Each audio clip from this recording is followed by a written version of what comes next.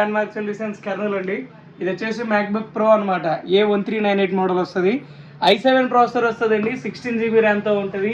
512 GB SSD ఉంటుంది. 2015 వస్తుంది year వచ్చేసి.